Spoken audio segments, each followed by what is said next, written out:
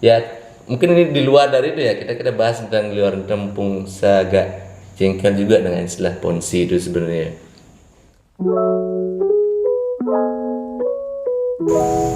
Hai, kembali lagi dengan saya Nartini dan tentunya saya nggak sendiri, saya bersama dengan Pak Kurnia. Halo. Kembali lagi di video kali ini saya bersama dengan Pak Kurnia. Setelah Ya. di video sebelumnya juga bersama Bapak, namun ada Kak Naya. Tapi kali ini nggak ada Kak Naya. Hanya kita berdua ya kali ini. Iya. Oke, di video sebelumnya kita sempat membahas mengenai SEO dan cara berpenghasilan melalui sebuah artikel, Pak. Ya, Dan- artikel atau website. Dan saya mendapatkan satu komentar dari teman dekat saya, Kak Tias namanya. Jadi beliau sangat tertarik, kayak sangat antusias banget ketika menonton videonya Bapak, ketika Bapak menjelaskan tentang SEO. Nah jadi saya pribadi merasa senang sekali karena mendapatkan respon positif dari Kak Tias dan semoga teman-teman di rumah juga merasakan hal yang sama. Nah, di video kali ini tidak jauh berbeda dengan video sebelumnya, yakni mengenai SEO dan juga website. Di video kali ini kita akan membahas mengenai artikel nih, Pak. Iya. Gimana nih? Tapi sebelum ke pertanyaan, sebelum ke topik, saya mau ngajak Bapak main game terlebih dahulu. Main game apa itu? Mobile Nah, Legends? jadi bukan Bukan dong. ya? Oh, Nah, jadi saya gamenya pikir- tuh Saya pikir mau ngereng. saya nggak bisa, Pak. Oh, iya.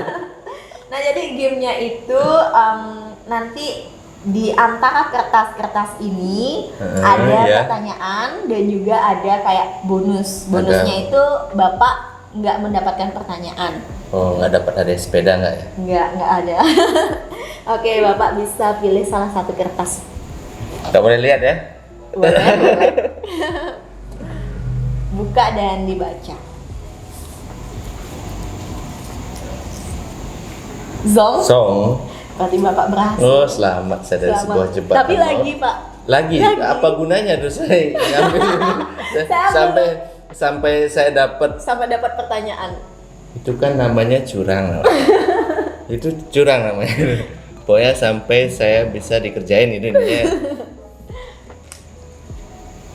Masalahnya saya nggak tahu nih pertanyaannya, itu yang jadi masalah. Apa? Zong. Hidup saya memang Zong. selalu beruntung ya. Dimana song itu adalah sebuah keberuntungan sih ya. Ayo, pilih lagi, Kalau Pak. biasanya sih ditaruh lagi ya. Enggak boleh. Nggak boleh. Sampai habis nih. Zong lagi kah? Zong dong. Kalau udah 3 kali berturut-turut zong Belum. seharusnya. Seharusnya nggak ada ya? Sampai ada satu pertanyaan yang terjawab. Atau nggak usah ngambil, langsung tanya aja. Nggak Beda. seru ya? Nggak Beda ya? seru. Ini caranya bacanya gimana ya? Wah. Oh, saya salah. Kebalik. Dibaca keras-keras, Pak.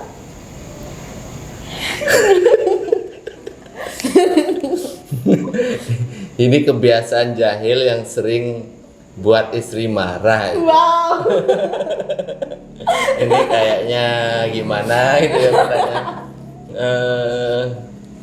Gak ada hubungan dengan website tuh apa pertanyaannya Oh, ini apa kan gitu. game, Pak. Oh, Nanti game beda ya. topik ke website. Kebiasaan jahil. Ya hampir tiap hari sih jahil. Dan hampir tiap hari saya buat istri marah juga kan sebenarnya. Itu sebenarnya nggak, hampir setiap tindakan tuh ada jahilnya itu. Hampir setiap hari istri itu kadang memang harus marah ya. Jadi kalau istri sehari nggak dapat marah itu kurang nikmat rasanya. Wow, kurang nikmat. Tapi Seperti kopi ini kan, tiap hari harus dapat minum kopi. biar menyatu sel-sel otaknya. Iya, jadi kalau istri marah kan juga kita ada semangat hidup. Ada tekanan yang membuat kita menjadi semakin bersemangat itu sih sebenarnya. Jadi para suami bahkan paham sendiri lah maksudnya. Oke, jadi cukup seru tapi Nanti kalau ini sudah menikah mungkin akan tahu sendiri lah. Mak. tapi masih jauh. Iya, jadi karena mungkin penontonnya di sini lebih banyak yang beginner, jadi mungkin janganlah lu bahas lagi. Tapi sebenarnya saya belum puas dengan satu pertanyaan. Mungkin bisa diambil. Tentang istri lagi? Enggak. Nggak tahu ya, mudah-mudahan enggak. Itu sebenarnya pertanyaan yang sungguh bahasnya apa ya, dilematis dan Ini selamat, saya memang beruntung, memang beruntung. Kayaknya sampai habis ini kertasnya di sana saya dikasih. Lagi satu aja deh Pak. Iya dah. Dan semoga isi pertanyaan.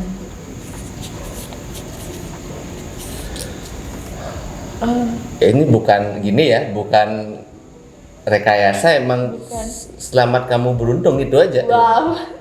Jadi Bapak emang Dari beruntung. sekian itu berarti ada berapa pertanyaan dan Emang lebih sedikit pertanyaan. lebih sedikit. Iya. Ya itu nanti lain kali songnya kalau bisa jangan ya. Kalau mau dapat pertanyaan yang agak aneh-aneh sebaiknya jangan dikasih song. Ya. Bilang aja ada song dan sebagainya tapi jangan kasih song. Di next video kita Ya, ulang. berarti harus belajar juga caranya nipu orang lain juga. Wow. Nah, karena Bapak beruntung, jadi kita lanjut aja deh Pak ke topik. Ya. Nah, saya sempat membaca nih Pak, bahwa ketika kita membuat sebuah artikel, itu tidak cukup kita membuat artikel yang baik dan berkualitas saja. Namun saya sempat membaca di sebuah artikel juga nih Pak, bahwa kita harus membuat artikel yang friendly terhadap mesin pencari, atau dikenal dengan istilah artikel SEO friendly. Nah, pertanyaan dari saya, artikel seperti apa sih Pak yang dikatakan sebagai artikel yang friendly terhadap mesin pencari? Gini ya, sebelum saya jawab saya tarik napas sambil minum kopi dulu ya. Saya sambil minum air putih. Air putihnya rasanya manis-manis gimana gitu nggak? Apa gimana? Biasa aja. Enggak, biasa Oh, aja. coba minum sambil lihat Pak. ya gini ya, langsung ke pertanyaannya. Jadi itu kalau saya sendiri kan agak kontra sedikit kontra ya dengan sebenarnya sah saja ya. Kadang-kadang sini ada pro dan kontra tentang istilah SEO friendly. Ya.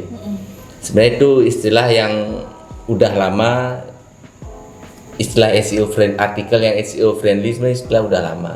Dan kalau melihat perkembangan dari algoritma Google sekarang, sebenarnya itu tidak terlalu signifikan ya, tidak terlalu memiliki banyak artinya sendiri sih.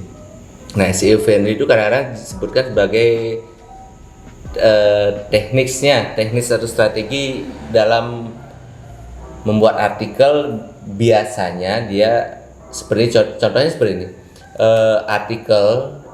Artikel tentang rumah, katakanlah kita membuat artikel tentang kayu ya, atau jenis kayu atau kayu suar lah gampangnya, kayu suar.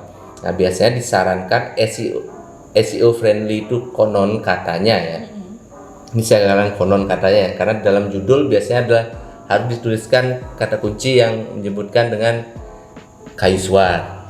Gitu ya. Atau dalam kalimat awal disebutkan juga kata kuncinya ada kayu suar. Jadi dalam subjudulnya juga disarankan menggunakan ada kata kunci kayu suar. Dalam artikel itu beberapa kalimat ada kunci kata kunci tersebut.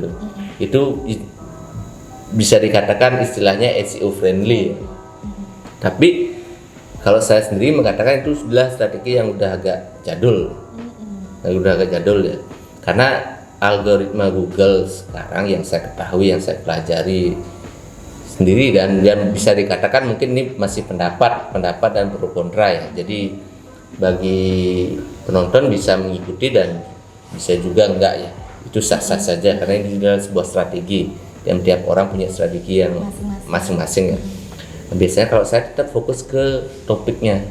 Entah kita akan menyebutkan kata kayu suar itu berapa kali, ataupun kadang kalau kita menyebutkan satu kali pun itu juga nggak akan jadi masalah selama konteks artikelnya itu memiliki topik yang berhubungan dengan kayu suar gitu.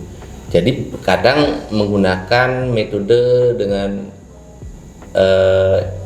LSI kalau nggak salah itu namanya ya, istilah yang sama ya, kurang lebih pencarian yang mirip dengan kata kunci kayu suar. Kita bisa juga menggunakan metode itu. Tapi kembali lagi kalau saya termasuk orang yang tidak terlalu pro untuk istilah SEO friendly. Jadi jika orang bertanya bagaimana cara membuat artikel ya pasti udah buat yang berkualitas, bermanfaat untuk orang lain, itu aja sih sebenarnya. Wah, yang penting topiknya itu sama, sesuai dengan isi artikel, isi judulnya itu sesuai, walaupun tidak harus ada kata kunci tersebut gitu. Itu saja poinnya dia. Mungkin dulu dikatakan friendly karena kata kuncinya secara berulang kali Iya, dimunculkan. kalau Gitu, terlalu sering diucapkan kan disebut dengan keyword stuffing. Keyword stuffing terlalu sengaja, itu Google udah tahu kok itu sekarang. Dan berapa sih sebenarnya keyword dua yang harus ada? Nggak ada juga orang yang bisa mengatakan secara pasti harus minimal sekian kata kunci yang harus ada dalam sebuah artikel. Nggak ada yang bisa menjawab itu. Gitu. Jadi hanya kira-kira aja, walaupun kita menggunakan SEO plugin juga yang ada dalam website itu, dia juga nggak bisa menentukan berapa seharusnya idealnya itu. Yang penting tidak terlalu banyak dan juga tidak terlalu sedikit. Nah, cari tahu dah sendiri itu. Itulah seperti itu ya. Ya yang masuk akal lah, intinya masuk akal lah dia. Kita menyebutkan kata kunci tersebut dengan cara yang alami dan masuk akal. Tidak terkesan berulang-ulang kita menyebutkan kata tersebut. Intinya kita bisa menggunakan yang kita jadikan kata kunci itu dengan kata yang berbeda pun juga kita bisa. Google udah tahu itu bahwa kata tersebut memiliki hal yang sama, gitu loh. Kalau dalam bahasa Inggris intinya kayak dog kan, tapi ada istilahnya kayak kanin kalau nggak salah itu. Bahasa Inggrisnya agak kurang-kurang, ada istilah kata yang berbeda tapi memiliki arti yang sama itu kan, dog, puppies, itu kan sama anjing kan juga itu kan, ya itulah, atau kanin dan sebagainya kan, atau mungkin dia menyebutkan Labrador ya sama-sama anjing juga kan, jadi artikel ini membahas tentang binatang anjing itu aja. Jadi Mbak sendiri sedikit kontra dengan istilah ya, SEO sedikit friendly, kontra. friendly. Nah, jadi kembali lagi ke konten yang disajikan gitu Pak. Ya, kalau SEO friendly itu seperti kesannya kita membuat artikel untuk Google, untuk robot kita buat, bukan untuk manusia, itu aja rasanya. Itu. Oke, jadi pertanyaan pertama sudah terjawab. Kita lanjut ke pertanyaan yang kedua. Nah, jadi di dalam membuat sebuah artikel tentunya ada yang namanya struktur. Nah, jadi struktur artikel yang baik itu seperti apa sih Pak? Kalau saya tidak bisa menyatakan yang mana struktur yang baik dan benar ya, tapi dari saya menggunakan pengalaman saya sendiri, biasanya kalau nggak salah 3 atau 4 kriteria sih dalam buat struktur artikel. Biasanya sih ya judul kan udah pasti. Nah, setelah judul biasanya langsung ke kalimat pertama, kalimat pembuka ya, biasanya tidak terlalu bertele-tele, yang penting hanya cukup beberapa kalimat aja gitu, langsung. Kadang-kadang ini judul, bahkan di kalimat pembuka itu pun kadang-kadang sudah menjawab pertanyaan dari pengguna yang membuka artikel kita, sudah menjawab. Nah, yang kemudian ada subjudulnya, ada beberapa subjudul yang mendukung dari judul kita yang pertama. Itu banyak kayu, jenis-jenis kayu, manfaat kayu ini, manfaat dan sebagainya kan, tapi tidak terlalu tetap seirama dengan topik yang kita buat dalam artikel tersebut. Itu bagian tengahnya ya. Bagian akhirnya ada berapa tips biasanya saya gunakan. Yang pertama, saya biasanya buat kesimpulan. Yang kedua, kadang saya membuat pertanyaan balik kepada si pembaca. Dan yang ketiga, saya pasti selalu menegaskan bahwa ini adalah sebuah pendapat pribadi ataukah data dan fakta yang saya dapatkan dari website lainnya yang bisa dipercaya. Itu dia, ada dasarnya seperti itu. Nah, jadi berarti Bapak tidak terlalu memfokuskan yang mana sih sebenarnya. Misalnya nih, ada yang mengatakan bahwa struktur artikel yang baik dan benar harus seperti ini. Jadi Bapak tidak terlalu memfokuskan ke hal tersebut, melainkan lebih ke monoton ke secara umum aja. Misalnya sebuah artikel itu terdiri dari judul, kemudian pembuka, isi, dan kesimpulan. Ya, Gitu. selama kita tahu selama kita berpikir sebagai pengguna, kita pasti akan menemukan cara, akan menemukan sendiri struktur tersebut. Gitu. Kalau kita ingin menjual sesuatu, kita harus berpikir sebagai seorang pembeli. Kurang lebih logikanya seperti itu aja. Kita membuat artikel yang bermanfaat untuk orang lain, ya kita berusaha untuk mencari sebuah informasi apa yang ingin kita dapatkan dalam website itu. Apakah itu akan menjawab semua pertanyaan yang ada dalam pikiran kita nggak? Itu aja logikanya. Ingin menjual sesuatu jadi pembeli, ingin membuat artikel ya harus jadi pembaca itu. Di sana kita belajar. Lambat laun dengan latihan kita akan tahu sendiri. Kuncinya latihan. Latihan pasti kuncinya.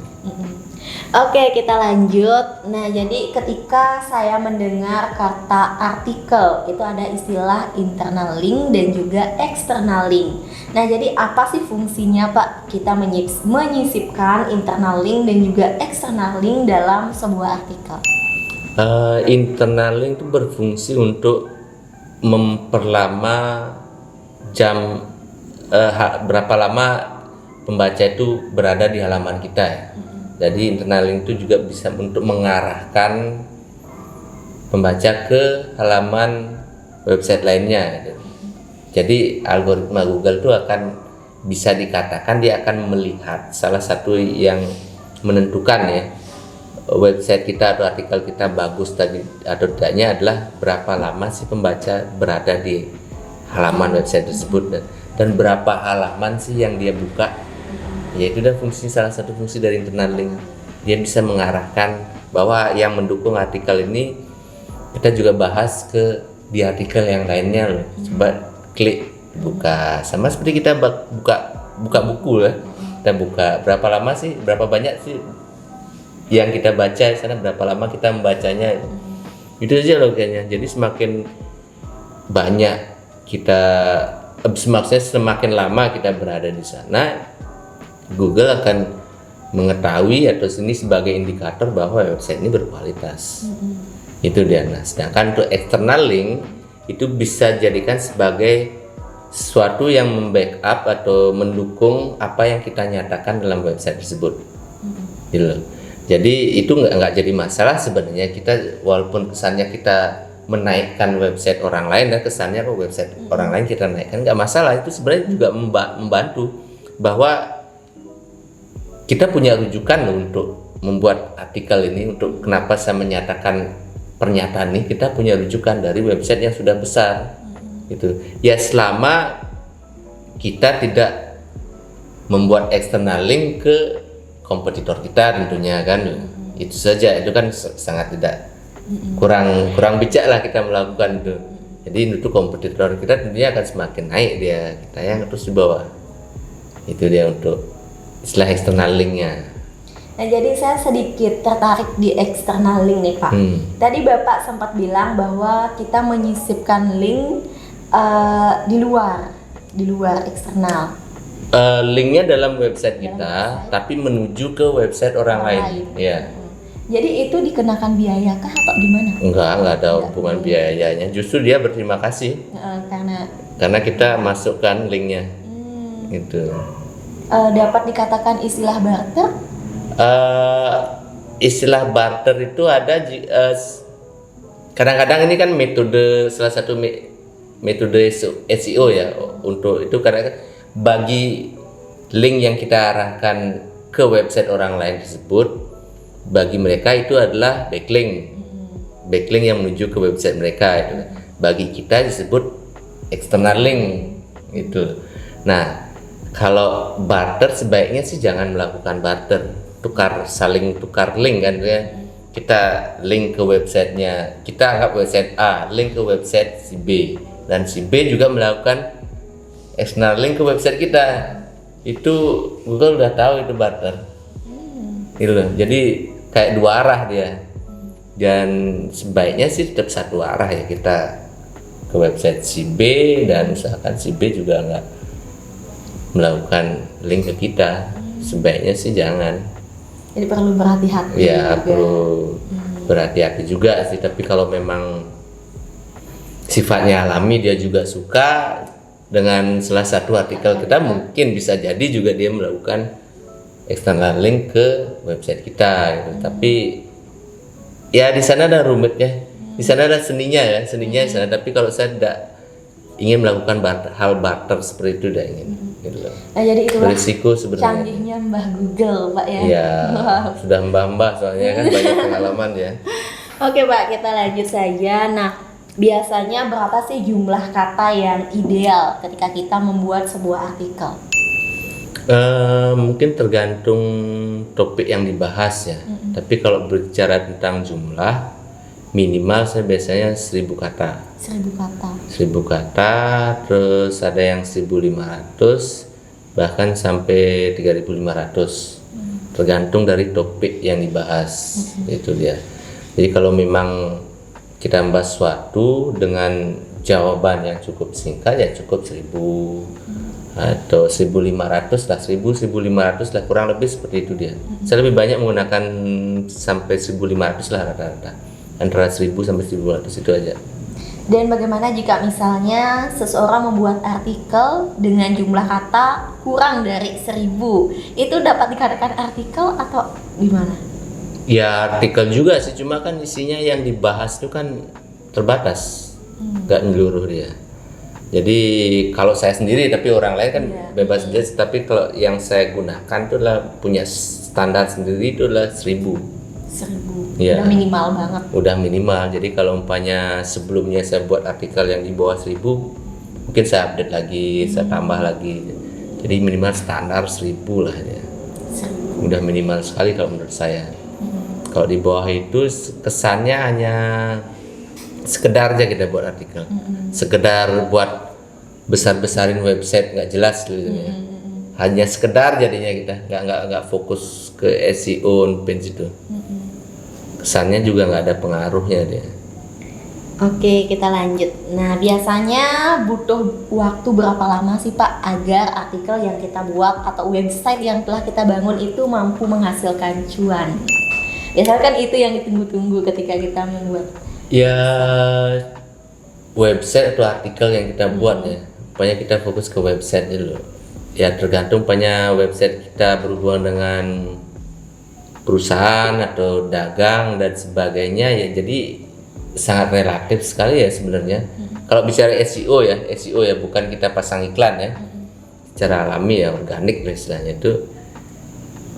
Ya mungkin dari rata-rata istilahnya, dari pengalaman saya itu bisa dikatakan dia mulai ada interaksi dan sebagainya itu paling cepat tuh 6 bulan. Udah cepat sekali itu, terbilang bagus dia. Dan kecenderungan sih antara 1 sampai 2 tahun. Wow, lumayan. Lumayan memang jika dia melakukan metode SEO yang organik ya. Metode SEO lah istilahnya kan. Tanpa iklan ya tentunya. Kita tidak bahas iklan. Kalau iklan ya sekarang bikin besok udah jadi. Ada pemasukan, istilahnya ada orang melihat website kita, mungkin terjadi sebuah transaksi. Itu mungkin menghasilkan.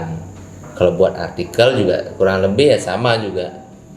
Jadi website bulan berapa artikel membesarkan website kita. Itu loginya udah paham nggak kira-kira ya? Ya, Apa terlalu ribet saya menjelaskannya? Asungkara sahabat di rumah paham. Dan kalau misalnya ada hal yang belum paham dan ingin bertanya-tanya lagi lebih jauh, kalian bisa tanyakan melalui kolom komentar. Ya, akan dijawab langsung oleh Bapak. Kadang-kadang mungkin saya menjelaskan sesuatu yang sederhana dengan cara yang ribet ya. Sebenarnya itu hal yang sederhana ya. Dan ya seiring dengan nonton channel ini mungkin akan semakin paham apa yang saya bahas ya. Sudah makin paham dengan istilah-istilah. Dan saya juga nggak terlalu suka dengan istilah ya. Terus sampai mana tadi pertanyaannya? Saya jadi lupa ya. Sampai berapa lama sih? Oh iya, berapa lama? Dapat menghasilkan. Ya relatif sih sebenarnya, sangat relatif sekali ya. Tergantung kualitas artikel, strategi SEO kita dan sebagainya.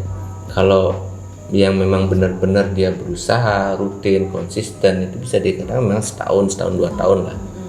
Itu dia. Dan memang masih banyak yang awam ya, tidak ngerti. Dan sebenarnya kita membuat website sekarang nih, kok nggak kelihatan apa-apa ya sama seperti halnya loginya kita buat toko. Kita buat aja toko nggak melakukan apa-apa, emang konsumen akan datang?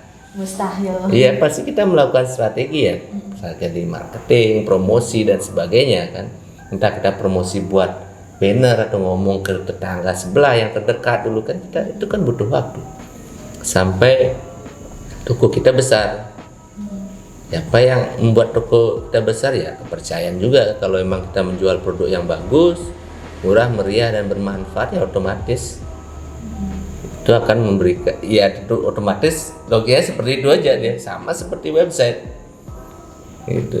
Jadi sedikit saya tangkap bahwa semuanya itu kembali ke kualitas apa yang kita sajikan. Iya, kualitas, kuantitas juga mempengaruhi. Gitu. Jadi intinya nggak ada hal yang instan. Nggak ada sih. Kalau ada yang mengatakan istilahnya cara cepat kaya, ini saya cuma tinggal lihat video tinggal lihat iklan udah kaya raya, udah dah tak undang ke sini dah. Gimana sih caranya dia ya? Saya sebenarnya di sana sih kadang-kadang ingin kesel gitu loh. Kok berani-beraninya ya dia bilang dalam waktu sekian dengan klik video dapat uang, atau dengan investasi sekian dapat bunga sekian persen, kita duduk manis. Intinya kan juga ponzi juga kan gitu. Mungkin kita bahas tentang ponzi lah mungkin. Ya mungkin ini di luar dari itu ya, kita bahas tentang di luar, mumpung saya agak jengkel juga dengan istilah ponzi itu sebenarnya. Yang ingin saya katakan, kadang-kadang ponzi ini nggak terasa terlihat itu bahwa ponzi itu. Nah, jadi dia ponzi itu salah satu sifatnya dia adalah mendompleng sesuatu yang sifatnya resmi, legal, didompleng dia menggunakan hal-hal yang resmi dan legal itu, dan sepertinya itu adalah hal yang resmi padahal itu tidak resmi, padahal itu ponzi. Biasanya dia contohnya ya bisa jadi dia mendompleng ke artis dan sebagainya itu kan. Dan ciri khas warga negara kita itu, bukan warga negara kita, hampir seluruh dunia mungkin ya, pasti menginginkan sesuatu yang gampang, cepat, instan gitu. Itu aja di sana kelemahannya. Jadi yang membuat strategi ponzi ini udah tahu kelemahannya gitu. Nggak ada istilahnya cara lama menghasilkan uang, orang ada yang tertarik ya gitu. Itu istilahnya. Walaupun nanti kalaupun kita mencari kursus kan istilahnya, nggak ada yang menjamin bahwa kita akan berhasil kok. Kita ke sekolah mahal-mahal, ada yang jamin nggak kita bakal sukses? Kecuali diri kita sendiri. Iya kan? Jadi hasil di bawahnya itu pasti hasil ditentukan oleh kita sendiri dan sangat bervariatif. Itu dia. Jadi sebenarnya kalau ingin mencari sesuatu ya masuk akal. Ya kalau emang istilahnya cara cepat kaya, udah nggak akan ada yang sengsara lah di dunia ini ya. Udah kaya semua dong gitu. Nggak ada yang miskin wasilah kalau emang dari cepet kaya dalam waktu 1 bulan 2 bulan itu balik modal sekian persen udah. Nggak usah lah terlalu bermimpi gitu. Semua itu perlu usaha lah semuanya. Usaha, proses, kerja keras, konsisten dan sebagainya. Nah kita lanjut lagi ke artikel Pak ya. Iya, kembali itu. Nah, jadi bagaimana jika misalnya artikel yang telah kita buat nih dengan jerih payah, dengan susah payah pokoknya kita membuat sebuah artikel dan nyata-nyatanya ditiru, dijiplak oleh orang lain. Nah, ada hukum atau gimana tuh Pak? Ya, itu kan sebenarnya masalah etika aja sih sebenarnya. Kalau bicara hukum sih nggak ada. Bukan nggak ada, mungkin nggak terlalu paham juga. Kalau saya sendiri nggak terlalu paham masalah hukum. Tapi biasanya kalau umpamanya selama ini sih belum pernah saya melihat itu artikel saya diduplikat secara masif 100% di copy paste, itu nggak ada dia. Nah biasanya jika kita membuat artikel duplikat, ada beberapa hal yang bisa kita lakukan. Itu yang pertama mungkin kita biarkan saja. Itu yang pertama, biarkan saja ya, kita lihat dari websitenya dia.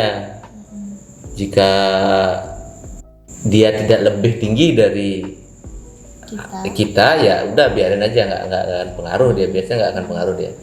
Yang kedua, bisa kita komunikasikan langsung ke websitenya tersebut. Biasanya dia ada kontaknya lah, kita komunikasikan dulu, baik-baiklah bilang kalau mau pakai itu ya tolong kasih backlink lah gitu.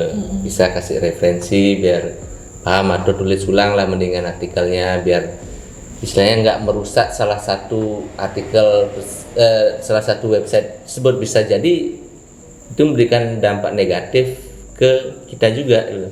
Karena pada saat ada website lain yang melakukan plagiat, artikel kita juga akan terbaca plagiat gitu. Karena sama gitu. Walaupun Google tahu, tapi tetap akan dibaca plagiat artikel kita. Itu dia. Nah itu kan cara kedua kita bicarakan. Cara ketiga, kalau udah mau langsung aja kita klaim itu lah istilahnya kan, ya kita bisa langsung ke Google. Ya nanti cari aja lah linknya sendiri bagaimana itu. Intinya kita bisa melakukan klaim.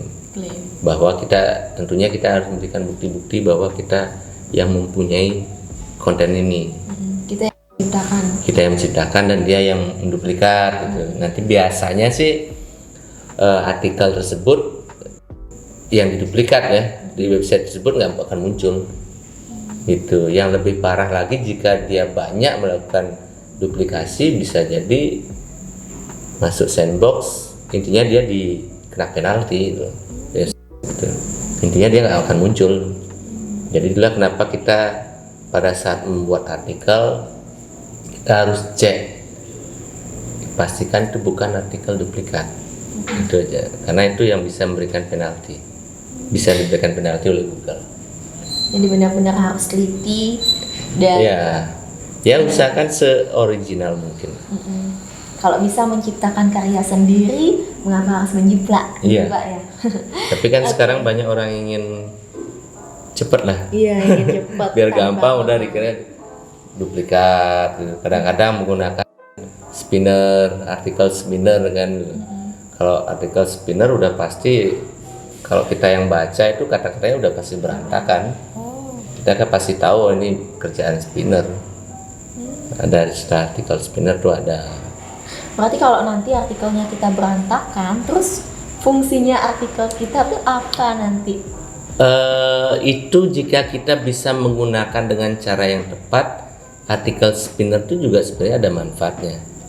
Itu yang penting kita tahu cara menggunakannya. Itu dibuat artikel, maksudnya menggunakan artikel yang dibuat oleh artikel spinner itu sah-sah saja. Jadi yang penting kita tahu artikel tersebut harusnya taruh di mana. Itu biasanya ditaruh di website, untuk website di sosial media sana biasanya, dan bukan ditaruh di website utama kita. Itu dia. Yang penting kita tahu lah cara menggunakannya. Ada triknya lah itu. Di next video kita bahas. Ya, mungkin next video. Oke, nah mungkin Bapak sebelumnya sudah sempat membuat artikel nih Pak. Iya. Nah, jadi kalau boleh tahu kendala yang sering Bapak alami ketika Bapak membuat sebuah artikel itu apa aja sih Pak? Biasanya ya sebelum buat artikel kan biasanya udah pasti kita ada keyword research. Kita kan udah lewati lah prosesnya ini ya. Bisa keyword kita udah lewatin ya.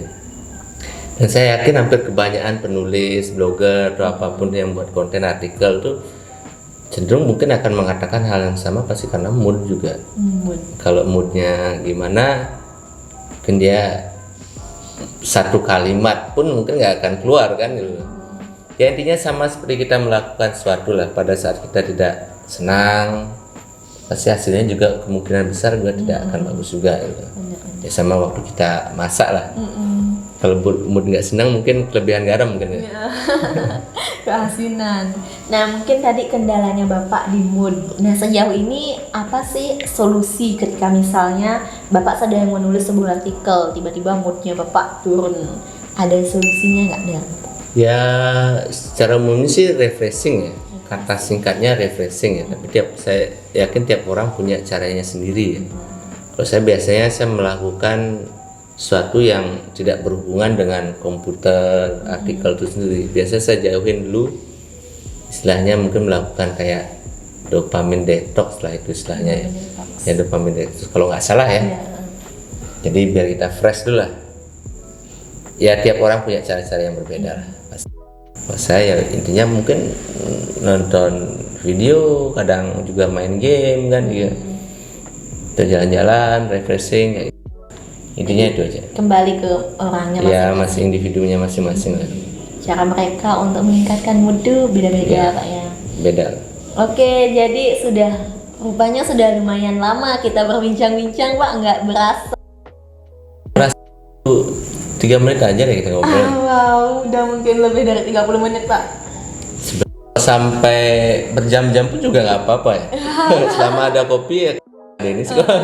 Tapi ini udah mau habis. Oke. Nah, mungkin itu saja dulu bincang-bincang pada malam hari ini.